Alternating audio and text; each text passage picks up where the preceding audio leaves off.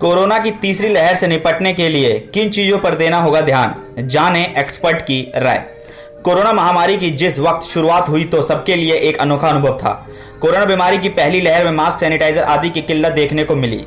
Corona महामारी की दूसरी लहर पूरे देश में अभी खत्म नहीं हुई है, लेकिन तीसरी लहर की चर्चाओं का बाजार गर्म है। तीसरी लहर कब आएगी इसका अंदाजा नहीं लगाया जा सकता, लेकिन किस तरह की तैयारी होनी चाहिए इस पर गौर जरूर किया जा सकता है। डॉक्टरों के अनुसार इस लहर से निपटने के लिए मैन पावर एक बड़ा अहम रोल अदा कर सकता है।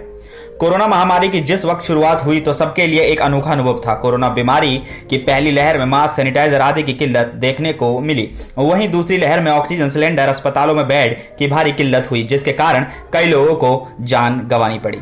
लेकिन सवाल उठता है कि तीसरी लहर में ऐसा क्या किया जाए जिससे लोगों की जान बचाई जा सके, या जिस तरह से दूसरी लहर में हालात गंभीर हुई उस तरह के हालात पर पैदा फिर से ना हो जाएं। जोधपुर एम्स के प्रोफेसर और हेड डॉक्टर अमित गोयल ने IAANS को बताया कि तीसरी लहर में बच्चों को प्रभावित होने की बात कही जा रही है, लेकिन बच्चों को इतनी गंभीर बीमारी नहीं होती है।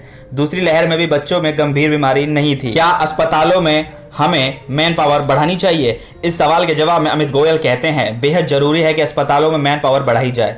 हमें पता है कि स्वास्थ्य कर्मी किन हालातों में काम कर रहे हैं।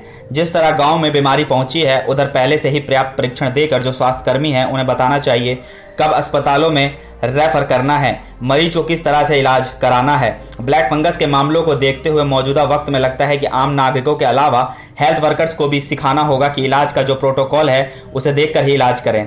कोरोना से निपटने की बेहतर तैयारी करके तीसरी लहर में मौतों को कम किया जा सकता है।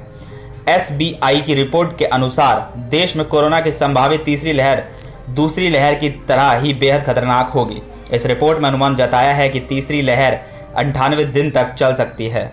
दिल्ली के LNJP अस्पताल में आपातकालीन विभाग की प्रमुख डॉक्टर रितु सक्सेना ने IAANS को बताया, सरकार को तुरंत छोटे बड़े अस्पतालों में ICU बेड बढ़ाने चाहिए।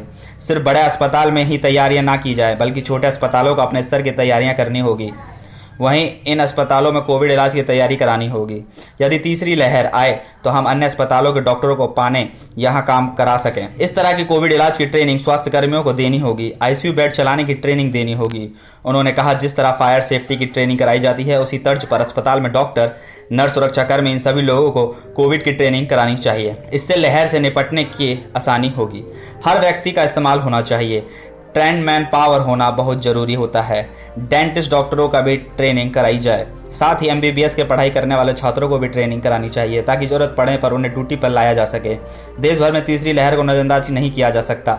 यही कारण है कि राज्य सरकारें अपने अपने स्तर पर तैयारियां कर रही है। जुड़े रहें क्रैक न्यूज।